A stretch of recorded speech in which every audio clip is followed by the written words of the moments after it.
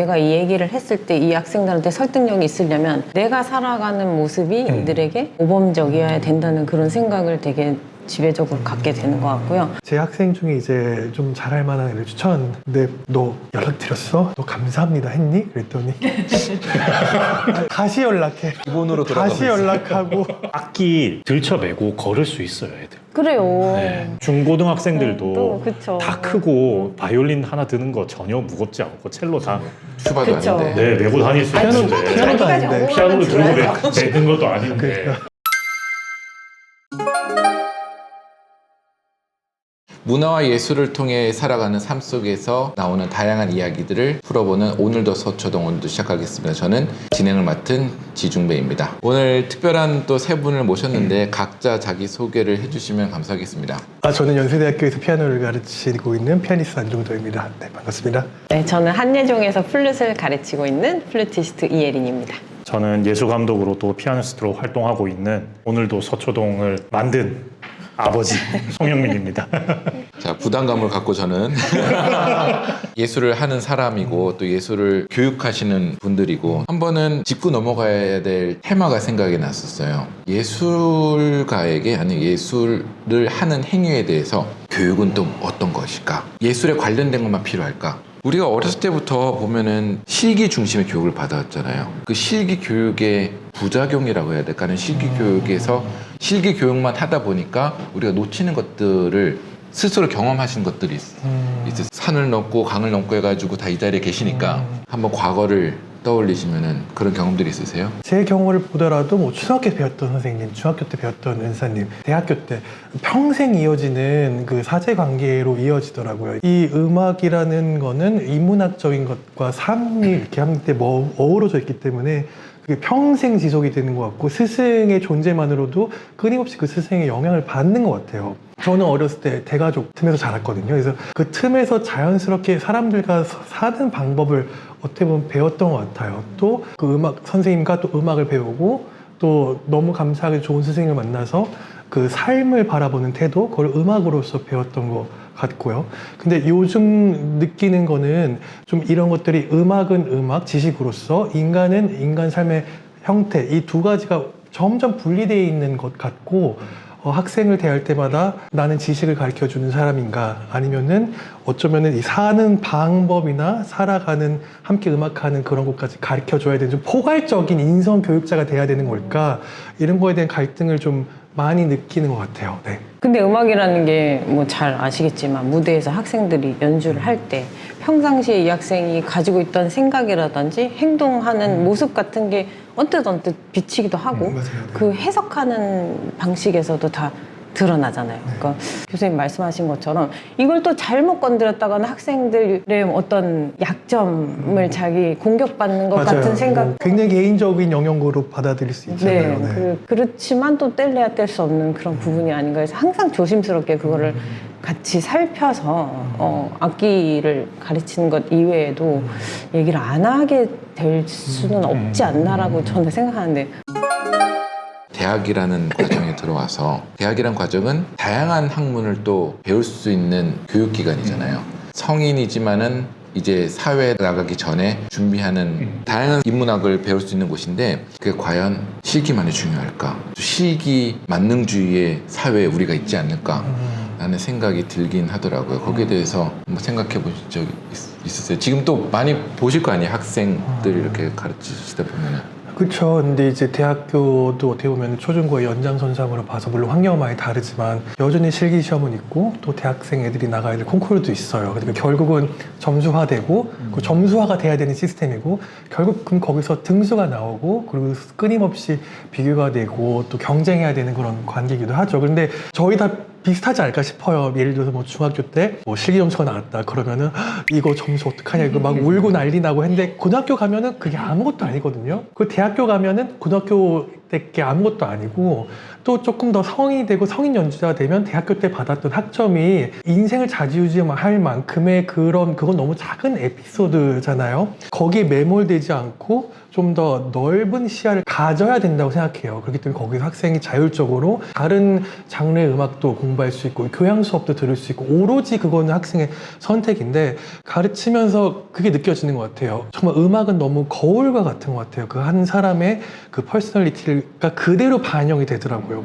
어떤 학생이 있는데 그 학생은 커뮤니케이션도 굉장히 일방적인 학생이 있어요. 그러니까 악보를 볼 때도 그 태도가 그대로 나와요. 본인이 보고 싶은 것만 보고 분명히 글자로 적혀 있는 것도 놓치더라고요.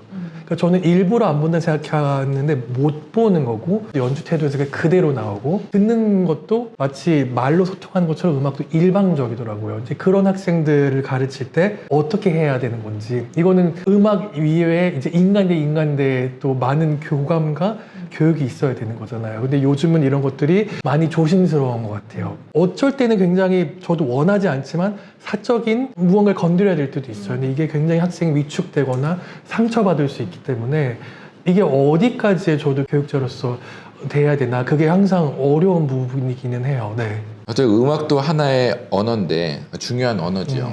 교육을 해야 되지 않을까요? 사회자 입장으로 봐서는 교육을 해야 될 것 같습니다. 그렇죠. 근데 이제 학교 생활을 하다 보면은 어떻게 이런 일이 있을 수 있지? 물론 학생 입장에서 부당한 일이 있을 수도 있어요. 그거는 교원의 잘못일 수도 있어요. 교육이란 명문을 앞세워서 교원도 함부로 해서는 안 되는 건 맞아요. 그렇지만은 그 외에 교육하기 위해서 마땅히 해야 될 것들이 그렇게 받아들이지 않는 경우 그걸로 인해서 초래되는 그런 일들이 가끔 보여요. 근데 그런 것들이 이제 굉장히 저도 옆에서 지켜보면 위축되게 만들죠. 아, 나도 저렇게 하면 안 되겠구나. 거리를 둬야 되는 건가? 근데 그렇게 하기에는 그 학생의 음악을 가만히 연구실에 듣고 있기에는 너무 힘들어요. 뭔가 얘기를 해줘야 되는 것 같아요. 어른으로서. 네. 지금 이제 대학교에서 가르치는 학생들에게 사실 저는 좀 그런 부분을 많이 이야기를 하는 편입니다. 네, 저희는 한 명이 한 명을 가르치게 되잖아요. 그렇게 그 관계가 1학년부터 만약에 4학년까지 쭉 이어진다면 4년 내내 일주일에 한 번씩 4년을 보게 되는 거거든요. 그러면은 사실 어떻게 보면 부모님 다음으로 가장 가깝고 오랜 시간을 1대1로 볼 수 있는 게 또 저희가 하는 이 음악과의 특성이라고 생각을 하거든요. 그러다 보니 저 개인적으로 드는 생각은 이 학생이 나한테 안 좋은 소리 들을지언정 나가서 싫은 소리 안 들었으면 좋겠다. 사실 그게 아마 우리 모든 교수님들의 똑같은 마음일 거예요. 제자를 향해서 그 사랑하는 마음이 안 생길 수가 없어요. 네, 가벼운 예로 들자면 남학생 친구가 있었어요. 남자니까 좀 더 편하게 이야기한 것도 있었어요. 이제 혼자 살고 하니까 빨래를 잘 못 말리고 오는 거예요, 애가. 그럼 이제 냄새가 나잖아요. 근데 그 주위에서 누가 이야기를 하겠어요? 야, 너 냄새 나? 이렇게 얘기 못 해요, 아무도. 저는 얘기를 하면서 뭐라고 했냐면 너 다른 데 가서 쉬는 소리 듣지 말고 이거 옷 다 버리고 옷 새로 사서 이거 빨래 이렇게 잘 말려야 된다, 이런 것까지 코치를 해주거든요. 이거는 이제 뭐 하나의 작은 예인데 그런 것들을 해줘야지 이 친구가 사회에 나가서 그래도 사회생활이란 거 할 수 있지 않을까. 모두가 연주자가 될 수는 없어요. 아무리 정말 훌륭한 학교에 뛰어난 실기 실력을 가진 학생이라고 하더라도 뭐 여러 가지 요인에 의해서 연주자가 되지 못하는 경우도 많고. 그렇죠. 그건 또 어떻게 보면 대학의 하나의 장점이죠. 네. 모두들 연주자를 키우는 게 아니라 사회 구성원으로서 각자 역할을 할 수 있게 하는 네. 건데 그 친구들이 가지고 있는 개인적인 면을 볼 수 있는 게 또 대학의 교수 또 강사 선생님들이니까 그런 거에 맞춰서 학생에게 사회 나가서는 너가 음악을 전공을 해서 살려서 이런 직업을 가졌으면 좋겠다, 이런 것까지는 가이드를 제시해 주려고 노력을 하는 편입니다. 네. 저도 그런 얘기들 이제 학생들한테 하다 보면은 돌아보게 되는 게, 내가 이 얘기를 했을 때 이 학생들한테 설득력이 있으려면 내가 살아가는 모습이 이들에게 모범적이어야 된다는 그런 생각을 되게 지배적으로 갖게 되는 것 같고요. 말씀하신 그런 사례들, 학생한테 어떤 아주 개인적인 부분이지만 정말 그런 것까지도 지적을 하고 싶은 마음이 들죠. 네. 근데 제가 이제 학교에 재직을 한 지가 12년 차가 지금 됐고요. 그전에도 다 여러 대학에서 강사로 나가면서 봤는데, 시간이 지나고 보니까 그때 그런 이야기를 제가 했을 때 잘 받아들여지는 아이가 있고 그렇지 않은 아이들이 있어요.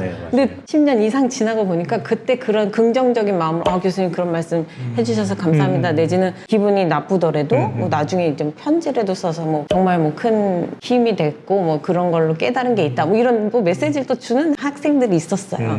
근데 지금 여러 분야에서 여러 장소에서 자기 역할을 잘하고 잘 하고 있어요. 네, 그런 사고 방식을 가진 학생들이 확실히 저뿐만이 아니라 다른 사람들이 해주는 말도 그렇게 받아들였겠죠. 근데 그때 예전에 그런 말을 안 들었던 아이들은 역시나 사회에 나가서도 아무리 악기 실력이 다들 뛰어난 애들 너무 많지만 뛰어난 연주자들 많지만 뭔가 안 풀리고 뭔가 누군가한테서는 안 좋은 소리가 들리고 걔는 왜 그래 뭐 그런 얘기들이 뒤에서 들리는 거 보면은 마음이 되게 아프죠. 이제 가르친 사람의 입장에서는.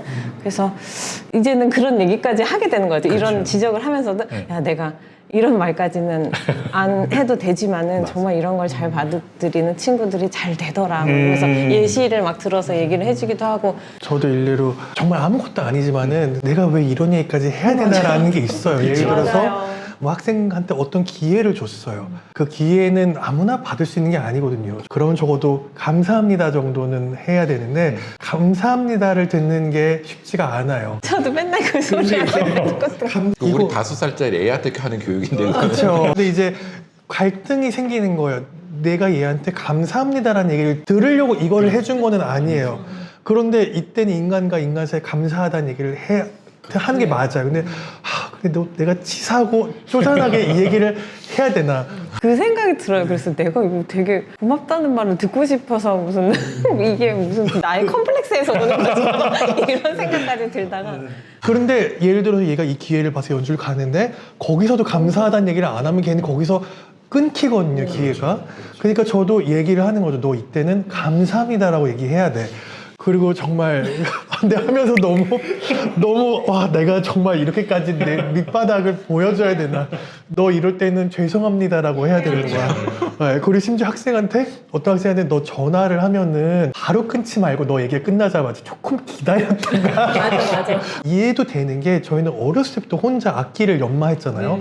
그러니까 어떻게 보면 이 연습실 안에 내 소리가 다라고 생각할 수도 있는 것 같은데 근데 저도 나중에 알았어요. 저도 이제 함부르크에서 활동하면서 저는 이제 콘서트 프로덕션이라는 이제 회사도 만들어서 거기서 이제 음악회도 만들고 페스티벌도 만들고 다양한 활동을 했거든요. 제가 거기서 이제 그 CEO 직함을 달고 많은 사람들을 만나고 그리고 연주 티켓을 팔고 홍보를 하고 제 아티스트 홍보를 하고 제 아티스트와 커뮤니케이션을 하면서 이 연주라는 거는 어떤 한 사무실에 각각의 부서가 한데 모여서 일을 하는 거잖아요. 그러니까 컬렉티브 워크잖아요.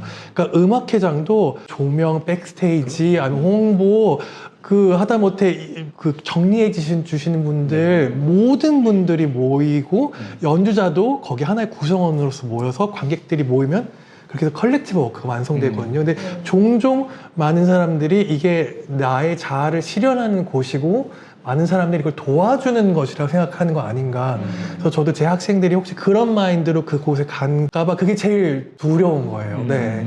그렇기 때문에 이제 그런 모습이 보이면은 이제는 아주 그냥 단호하게 얘기를 하죠. 네. 저는 그 되게 멋지다 생각을 해요. 그게 얘기를 듣다 보니까 냄새나고 더러운 거름 같은 것 같아요. 이걸 줘서 영양분을 받아들여서 성장하는 거와 내가 이 거름을 만지기 싫으니까 안 줘야지. 그러면 그 식물은 영양분이 없어서 나중에는 비실비실해지잖아요. 그건 필요한 것 같아요. 브람스 시대 좀 전, 뭐 쇼팽 시대 때만 해도 콘서바토리라는 게 없었잖아요. 그러니까 직접 음악가가 되고 싶으면은 정말 도제식이었죠. 도제식으로 소년합창단에 가서 노래 부르고 아니면 교회 가서 서비스를 하든지 그리고 이제 밑에서 배워가면서 연습생으로서 이렇게 올라가서 음악뿐만 아니라 그 음악가로서 갖춰야 되는 덕목까지 다 한 번에 배울 수 있었던 것 같아요. 베토벤이 보헤미안 예술가처럼 굉장히 막 무뚝뚝하고 그렇지만 서신을 보면은 너무 필체가 유려하고 굉장히 어떻게 보면 이 사람 너무 생각보다 사교적인데 할 정도로 그런 매너도 좋은 사람이었더라고요. 근데 이제 우리 시대 때는 학교와 직업 시장이 완전히 분리가 되면서 여기선 순수 음악만 다룰 수 있고 애들이 이제 졸업하면은 어떤 말로는 좀 방출되는 것 같아요. 갑자기 무서운 정글로 알아서 살아라. 그 학생들은 여기서 내가 어떻게 해야 되는지를 전혀 모르는 상태에서 가는 거죠. 네. 그래서 뭐 학교에 있을 때나 콩쿠르를 나갈 때는 뭐 너무 튀거나 뭐 너무 개인적인 그런 연주를 사실 하면은 아리송하자 저게 맞나? 그래서 그래도 좀 모범적으로 보편적으로 모두가 이해할 수 있게 그런 음악을 해야지 그래도 실기시험 점수도 잘 받고 콩쿠르에서도 좋은 상을 받고 이러는데 졸업과 동시에 프로 연주자가 되는 그 시점부터는 뭔가 나만의 것이 갑자기 있어야 되고 개성이 있어야 되고 표출되는 게 있어야 되는 거예요. 그게 완전히 다른 교육인 것 같긴 해요. 특히 요새 요새 세대에서는 더 그런 게 아니고 더 자극적인 거를 추구하고 더 빨리 눈길을 사로잡아야 되기 때문에 근데 그거를 학교에서 가르침을 주기에는 또 개개인의 개성만 돋보이게 실질적인 시스템이 그렇게 돼 있지는 사실 않는 것 같아서 학교가 져야 되는 책임이 한계가 있기 있다는 때문에 그렇죠. 네. 그럴 수도 있고요. 그리고 저도 어쩌면 능력의 한계치도 좀 느껴지기도 해요. 그게 몇 분의 교수님이 이 많은 학생들을 지도하는데 통솔할 수 있는 틀이 있어야 되는데 요즘 젊은이들도 참 힘들기는 하겠다. 특히나 이 SNS가 발달하면서 우리 어린 학생들이 그 몇몇의 스타 연주자들을 보고 나도 저렇게만 되어야지. 그러니까 저것만이 진짜 음악가다. 조금 약간 요즘은 이런 식으로 가는 게 참 너무 안타깝고 예전에도 그게 있었는데 이제 그 SNS 같은 거에서 더 정말 심화돼. 가깝게 정말 어제까지 나랑 술 마시던 친구가 콩쿠르에 우승을 해서 슈퍼스타가 되는 걸 보고 학생들이 실제로 박탈감을 느끼기도 하는 것 같고 이 예술이라는 직업의 정글로 뛰어들었을 때 이때 학교에서는 실기 위주의 공부를 했다가 해야 될 게 너무 많잖아요. 그렇죠. 지금 기획자로서 일하시면서도 피아노만 할 수는 없잖아요. 어쨌든 저는 이제 예술감독이라는 타이틀을 달고 사회에서 일을 하고 있으면은 사람을 캐스팅해야 되는 게 가장 중요한 업무거든요. 어떤 사람을 어디 적재적소에 써서 하나의 음악회를 만들어내는 것인데 그랬을 때 지금도 가장 안타까운 게 연락을 하면 답을 안 해요. 메시지를 보내면 답을 안 하고 맨날 손에서 핸드폰은 놓지 않고 사는데 하루 이틀 뒤에 연락이 와서 메시지를 뭐 지금 봤습니다. 그런 분이랑은 계속해서 일을 하기가 사실은 어렵죠. 그쵸. 본인이 필요할 때는 근데 또 그러니까요. 그게 만약에 그 연락이 정말 자기 삶에 너무 중요한 내일까지 뭘 내야 됩니다라는 거면 안 그랬을 거란 말이죠. 네. 그리고 언제까지 사진과 프로필을 보내주세요. 그 기한을 기한에 한 30%도 보통은 안 들어요. 저는 잘 보내죠. 잘 보내고 있어요. 다 혼나는 줄 알았는데. 그래서 그게 좀 너무 안타까워요, 사실은. 저도 갑자기 생각난 게 있는데 어디 뭐 협연자나 프로필을 받고 하면은 이메일에 제목이 없을 때도 있고 막상 열어보면은 기본적으로 모르는 사람이 안녕하세요 저는 어디 대학교 누구누구입니다. 프로필 보내드립니다. 사진이랑 감사합니다. 프로필 보내드립니다. 누구시죠? 사진에 이름 없이 오면 진짜 황당해. 얼굴을 알 수 없. 본인만 아는 거 최종 수정. 그런 것들이 저는 교육의 부재라고 생각을 해요. 학생들한테 그런 특강이 가끔씩 열리기는 하거든요. 물론 학교마다 네, 다르겠지만은 1학년 때 수업이 있었대요. 무슨 프로필 작성, 뭐 이메일 쓰기 이런 수업이 있었는데 이걸 왜 들어야 되는지 필요성을 전혀 못 느꼈는데 내가 잘하면은 다 찾아오겠지. 나를 찾아주니까. 그래서 근데 졸업하고 나서 이제 당장 지원 사업에 뭐 청년 그렇죠. 지원 이런 거 네, 이렇게 네. 내려고 하면 도대체 뭘 어떻게 해야 되는 건지 컴퓨터를 다룰 줄 모르는 거예요. 항상 그런 얘기를 듣는다는 거예요. 너희 음악하는 클래식 음악하는 애들은 참 클래식하다. 뭐 이런 웃지 못할 참 나이스하게 돌려 참 말씀하시네요. 클래식하구나 이렇게 제가 재단에서 일을 하게 되면 거기 계신 분들은 어쨌든 이제 공무원들이시니까 이제 그런 거를 전혀 이해를 못 하시죠. 되겠죠. 예를 들어서 프로필 단문형 5줄로 보내주세요 했는데 서술형 한 바닥 꽉 채워서 보내주면은 그럼 재단에서 이거를 어떻게 추려야 되냐. 그러면 또 한 번 또 연락을 해서 뭘 뺄까 이거 다 해야 되니까 그렇게 되면 그게 본인에게 너무 마이너스거든요. 왜냐면은 우리나라의 음악가들의 수준은 세계 최고 수준이에요. 이 평균 수준은 우리나라만큼 높은 곳이 없기 때문에 실력만으로 따지고 봤을 때는 무대에 세웠을 때 뛰어난 좋은 연주를 하는 분들은 너무너무 많아요. 그중에 한번 무대에 설 수 있는 기회를 얻게 된 거는 정말 이 실력과 운이 함께 된 거거든요. 그 다음에 계속해서 지속되어져 나가는 건 본인의 행동, 성품 사실 그게 정말 크거든요. 네. 그런 거를 많이 알려주고 싶은 마음이 큽니다. 배워야 됩니다. 언제 그 송영민 선생님이 저한테 연락이 오셨어요. 그래서 어떤 페스티벌을 준비하는데 여기 학부 학생이 조금 와서 연주하면 너무 좋겠다. 너무 좋은 기회다. 너무 좋은 페스티벌이었어요. 정말 그리고 큰 축제였어요. 큰 축제였어요. 네, 네. 그래서 저도 아니 이런 기회를 주셔서 너무 감사합니다 하고 제 학생 중에 이제 좀 잘할 만한 애를 추천. 근데 너 연락드렸어? 너 감사합니다 했니? 그랬더니 다시 연락해. 기본으로 다시 연락하고. 근데 당연히 이해는 해요. 왜냐면은 어려운 레퍼토어가 있다. 그럼 그거 연습만으로도 하루에 모든 정신과 에너지, 신체적 에너지가 꽉 찰 거예요. 그러다 저마저도 이메일을 난 도저히 답을 못 하겠어. 난 도저히 난 내일 해야지 하면서 또 넘어갈 때도 있기는 해요. 그렇기 때문에 그런 상황이 있을 거라는 거는 음악하는 사람으로서 이해는 하지만 결국은 이런 커뮤니케이션과 인간과 인간의 소통이 없이는 연주도 없다는 거죠. 네. 근데 이제 학교 다닐 때까지는 그 반대인 거죠.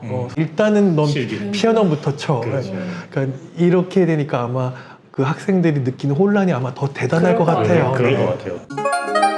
예술이라는 특수한 분야에서 학문 분야에서 약간의 특수성이 있는 게 보호를 많이 받잖아요. 언젠가부터는 이제 독립을 해야 되는데 이들도 둥지에서 성인이 돼서도 독립을 못하는 경우가 너무 많이 본 것 같아요. 또 그러니까 단적인 예로 저도 이제 어느 협연자를 만났어요. 아 부모님이 같이 오셨구나. 근데 부모님 오셔가지고 겸사겸사 오셔가지고 이렇게 뭐 여행도 다니시구나. 이게 아니라 정말로 불편한 관계. 우리가 봐서는 꽤 많이 있더라고요. 이런 경우가. 근데 그럴 경우에는 아티스트가 음악도 제가 보는 눈에는 위축돼 있는 게 보여요. 일하는 순간에는 이상으로의 어떤 네. 간섭인 거죠. 네. 그래도 저는 성인 되면 독립해야 된다고 독립해야 생각합니다. 아유, 네. 당연하지 성인 않을까요? 되면 독립해야 되고 시험이 필요하겠죠. 그러니까 테스트가 필요하겠죠. 이 사람이 이걸 혼자서 엄마의 아빠의 도움 없이 할 수 있느냐 하는 그 실험 기간? 그게 그래도 대학교 시절이 아닐까요? 네. 사실은 맞을 것 같습니다. 그때 네, 그거를 네. 고등학교 때부터 할 수 있으면 독립적으로 할 수 있으면 너무 좋겠고 근데 아무래도 사실 법적으로 성인이잖아요. 대학교 1학년이. 그럼요. 네. 네. 요새 뭐 대학을 일찍도 많이 가긴 하지만 그래도 대학생이라는 타이틀은 그래도 어른이라는 느낌을 어른이죠. 주죠. 네, 네. 근데 당연히 처음에 한 번에 어떻게 실수 없이 하겠어요. 이런 과정들을 그럼요. 통해서 네. 실수도 해보고 뭐 어떤 사람한테 잘못도 해보고 사과도 해보고 그렇죠. 그러면서 배워가는 과정이기 때문에 부모님들이 놔주셔야 되는 때를 그럴 용기를 좀 가지셔야 되는 것도 많이 필요한 것 같아요. 아이들도 용기를 가져야 되고 옆에서 네. 지켜보시는 보호자분들도 용기를 가지셔야 되는 그리고 시기인 것 같아요. 그 악기 들쳐매고 걸을 수 있어요, 애들. 그래요. 네. 중고등학생들도 또 그쵸. 다 크고 바이올린 하나 드는 거 전혀 무겁지 않고 첼로 다 슈바도 그쵸. 아닌데 네, 메고 다닐 수 아니, 있는데 피아노도 자기까지 아닌데. 피아노를 들고 들어요. 매는 것도 아닌데 남부터미널역에서 그 서초동 거리까지 10분이면 걸어올 수 있거든요, 누구나. 네. 근데 그거 보고 함부로 또 그거 왜 들어주세요 이 말을 못 하겠더라 나는. 그렇죠. 저도 말은 누구에게도 한 적 없는데 그냥 볼 때마다 그래서 저는 그 대학생 시기가 마지막 시기라고 저는 보여져요. 네. 왜냐면 그 멘탈적인 것 그리고 그런 매너, 습관 그런 것들이 이제 악보에서 자신만의 음악으로 나오는 것들 사실은 뭐 대학교 1학년이라고 하더라도 거의 고등학생인 것 같아요 아직은. 그런데 이제 성인이니까 그때 이제 연주의 자세도 바로잡을 수 있고 삶을 바라보는 자세도 왜냐면 그게 음악이랑 같이 가니까. 네. 근데 그 시기를 잘 보낸 애들은 대학교 때부터 늦더라도 대학교 때부터 눈부신 성장을 통해서 20대 후반 되면은 완전 다른 사람이 돼 있는데 네. 그 대학생 때 그런 변화를 못 하면은 거의 거기서 멈추는 것 같아요. 음악도. 네. 맞습니다. 전적으로 동감합니다. 그래서 이 방송을 보시는 많은 학생분들과 그 보호자분들은 좀 용기를 내셔서 아이들을 좀 놔주시는 거. 근데 이제 그게 되지가 않아요. 왜냐면 또 우리나라 입시가 너무 힘들다 보니까 애들이 너무 지쳐 있고 어떤 애들은 절대적인 휴식이 필요하고 너무 마음이 상처가 많아서 저도 조금만 선을 넘었다는 더 다칠 수도 있기 때문에 마음이 급한 거예요. 먹고 살려면 여기서 지금 너무 힘들겠지만은 많은 걸 지금 해야 되는데 여기서 이렇게 있으면 어떡하지? 생각하다가도 이건 너 인생이니까. 근데 이게 어떻게 보면 되게 무서운 것 같아요. 당연히 얘 인생인데 너 인생을 생각하는 순간 제가 할 수 있는 게 없어져 버리거든요.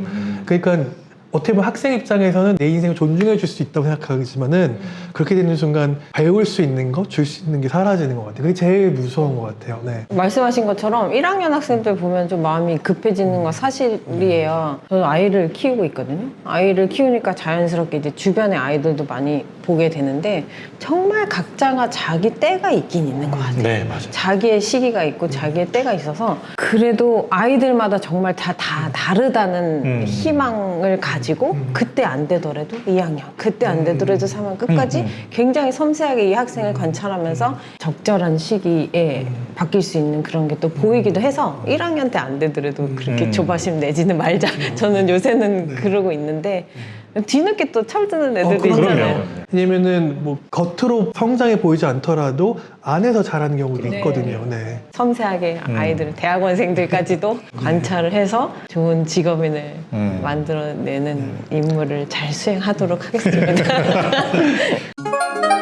근데 저는 그거는 꼭 하고 싶어요. 초등학생에게는 해당되지 않는 거 중학생부터 대학을 졸업하고 유학을 갓 다녀오신 20대 후반에 30대 초반 연주자분들에게도 드리고 싶은 말씀이 뭐냐면 봄에 피는 꽃이 있고 가을에 피는 꽃이 있는데 가을에 피는 꽃한테 너 왜 쟤는 봄에 폈는데 너 왜 안 피냐고 물 계속 주면 죽는다 이 얘기를 제가 많이 하거든요. 그래서 내가 성공하지 못했다. 아, 나는 어차피 뭐 도태된 음악가야 이렇게 생각을 절대 안 했으면 좋겠고 분명히 그 본인들이 할 수 있는 길이 있고 할 수 있는 잡이 있다고 저는 확실하거든요. 네, 그래서 미리 막 이렇게 자괴감에 빠지면서 포기를 하지 말았으면 좋겠어요. 네.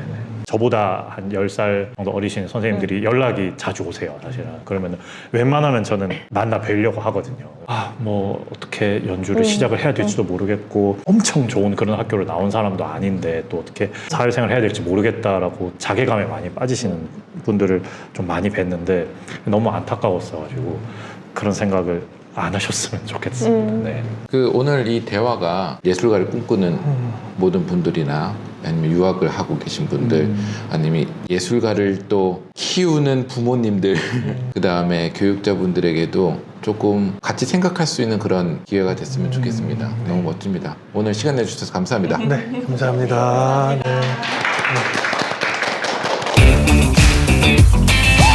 누군가 뭔가를 잘할 때 저 사람은 타고났다. 재능이란 무엇이라고 생각하세요, 선생님? 재능이 있는 친구들이 음악을 대하는 태도는 일단 누가 뭐라고 안 하는데 굉장히 호기심이 많고 무언가 한 부분이 굉장히 뛰어난 학생이라 그랬는데 다른 한 부분은 그만큼 너무 갖춰져 있지 않다. 그 재능이 있어도 이렇게 또 버텨야 되는 거죠. 그렇죠. 그 버티는 것도 재능인 것 같아요. 네. 왜냐면 그게 멘탈에 버텨야지 버티는 것 같거든요.